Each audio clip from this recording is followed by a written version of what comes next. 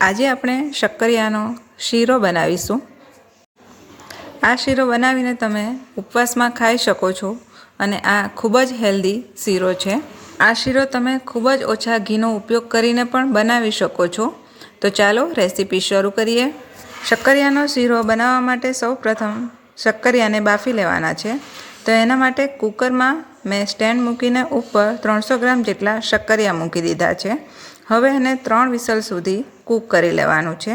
શક્કરિયાને બાફતા પહેલાં એને સારી રીતે ધોઈ લેવાના છે। હવે અહીં મેં 1 વાડકી જેટલું દૂધ લીધું છે। દૂધને ગરમ કરી લીધું છે। હવે દૂધમાં થોડું કેસર ઉમેરી દેવાનું છે અને એને થોડીક વાર માટે સાઈડ પર રાખી દઈશું। હવે પ્રેશર કુકરમાં શક્કરિયા સારી રીતે બફાઈ ગયા છે અને એકદમ ઠંડા પણ થઈ ગયા છે। તો હવે એની છાલ કાઢી લેવાની છે। શીરો બનાવવા માટે આ રીતના મીડિયમ સાઇઝના શક્કરિયાનો જ યુઝ કરવાનો છે।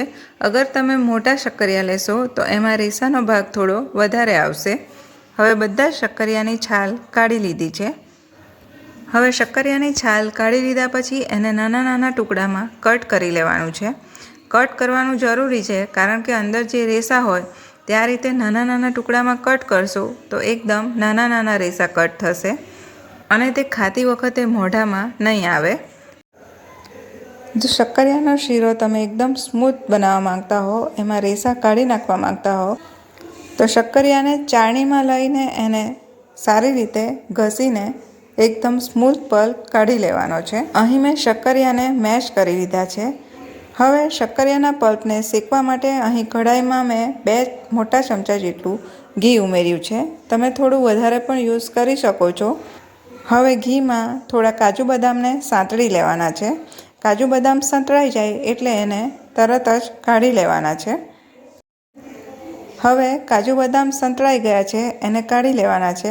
હવે એમાં આપણે શક્કરિયાનો પલ્પ ઉમેરી દઈશું। જરૂર લાગે તો તમે ઘી ઉમેરી શકો છો।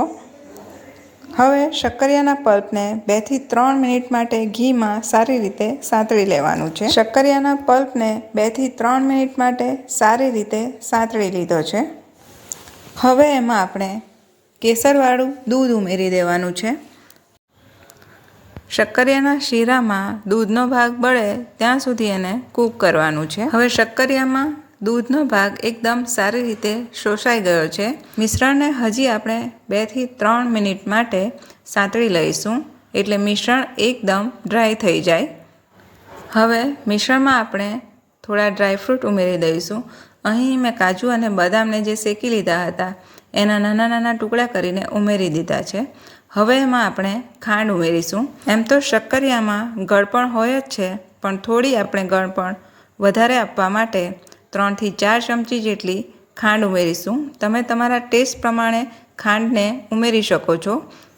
હવે ખાંડને શક્કરિયાના મિશ્રણ સાથે સારી રીતે મિક્સ કરી લેવાનું છે। શક્કરિયામાં ખાંડ ઉમેરવાથી હવે ફરીથી ખાંડનું પાણી જે બને છે એ એકદમ સુકાઈ જાય ત્યાં સુધી શક્કરિયાના શીરાને કૂક કરવાનું છે।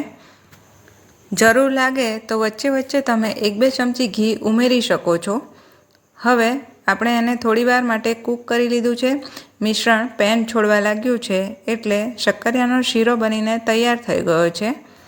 હવે શક્કરિયાના શીરામાં ફ્લેવર આપવા માટે આપણે થોડો ઇલાયચી પાવડર ઉમેરીશું। આપણે કેસરવાળું દૂધ તો ઉમેર્યું જ છે એટલે એનો પણ એક સરસ ફ્લેવર આવશે। સાથે ઇલાયચી ઉમેરવાથી એનો ટેસ્ટ ખૂબ જ સરસ આવશે। તમે કેસરની જગ્યાએ એકલી ઇલાયચી પણ ઉમેરી શકો છો તો પણ આ શીરો ખૂબ જ ટેસ્ટી લાગે છે। હવે ઇલાયચીને સારી રીતે મિક્સ કરી લીધું છે। શક્કરિયાના શીરાને સર્વ કરવા માટે મેં અહીં એક બોલમાં ઘી લગાવી લીધું છે। ગાર્નિશિંગ માટે બદામ અને કેસર મૂકી દીધા છે। હવે એમાં આપણે શક્કરિયાનો શીરો ઉમેરીશું। એને સારી રીતે પ્રેસ કરીને દબાવીને શીરો બોલમાં ભરી લેવાનો છે। હવે શક્કરિયાના શીરાને બોલમાં ભરી લીધો છે અને સારી રીતે પ્રેસ કરી લીધો છે। હવે એને આપણે ડીમોલ્ડ કરીશું। તો એના માટે એક ડીશ ઉપર ઊંધી રાખીને આ રીતે થોડું થપથપાવાથી શક્કરિયાનો શીરો આરામથી નીકળી જાય છે। આ રીતે શક્કરિયાનો શીરો બનાવીને તમે કોઈ પણ વ્રતમાં ઉપવાસમાં ખાઈ શકો છો। આ શીરો ખૂબ જ ટેસ્ટી લાગે છે। ફરી મળીશું નવા વિડીયો સાથે। ત્યાં સુધી આપ સ્વસ્થ રહો અને મસ્ત રહો।